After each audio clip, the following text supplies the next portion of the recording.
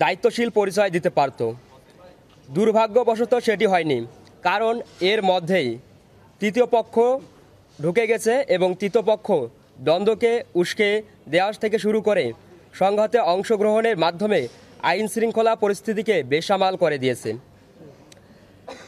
আমরা লক্ষ্য করেছি আমাদের সাথে তারা যে কাজটা করেছে এই কাজটা খুবই নিন্দনীয় এবং আমরা খুবই কষ্ট পেয়েছি।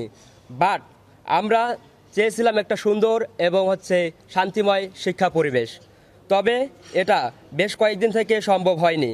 এজন্য রাজধানীবাসী সহ পুরা দেশবাসীর কাছে আমরা দুঃখ প্রকাশ করছি, কারণ আমাদের শিক্ষার্থীদের প্রধান লক্ষ্য শান্তি। আমরা কোনো সংঘাতে জড়াতে চাই না।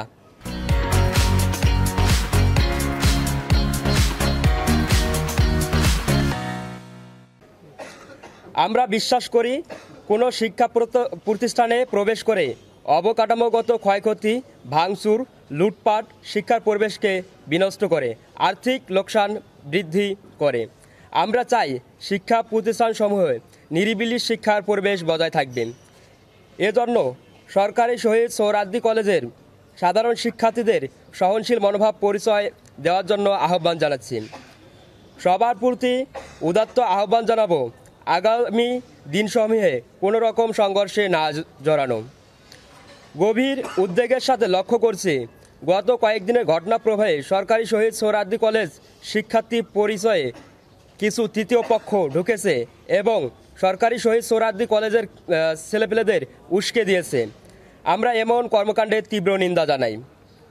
অন্তর্বর্তীকালীন সরকার আইন শৃঙ্খলা বাহিনীকে এসব অপরাধীদের চিহ্নিত করে দ্রুত আইনের আওতায় আনার আহ্বান জানাচ্ছি।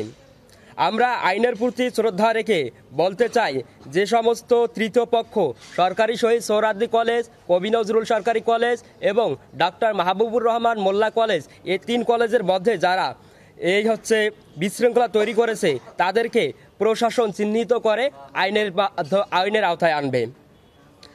আমরা আশা করছি সুশৃঙ্খল পরিবেশ বজায় রাখার স্বার্থে গোয়েন্দা তথ্য এবং অন্যান্য প্রমাণ সাপেক্ষে অতি দ্রুত দোষীদের আইনের আওতায় আনা হবে। বাংলাদেশের ছাত্র সমাজ ঐক্যবদ্ধ হয়ে স্বৈরাচার হাসিনা সরকার পতন ঘটিয়েছে। পতন পরবর্তী সময়ে যখন রাষ্ট্র সংস্কারের কার্যক্রম চলমান তখন এমন অরাজকতা খুবই দুঃখজনক। আমরা মনে করি শিক্ষার্থীদের মধ্যে বিভাজন স্বৈরাচার আওয়ামী লীগ এবং তাদের দোসরদের মধ্যে সুযোগ করে দেবে।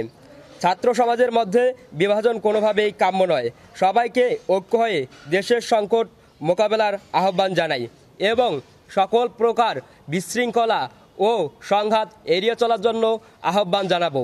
সেই সাথে আমি আবারও বলতেছি, গত কয়েকদিন থেকে রাজধানীতে এবং পুরা দেশের মধ্যে একটা অরাজকতার যে ভাবমূর্তি তৈরি হয়েছে, এর কারণে যদি কোনো শিক্ষার্থীকে দায়ী করা যাবে না, কারণ কোনো শিক্ষার্থী এগুলোর সাথে জড়িত না।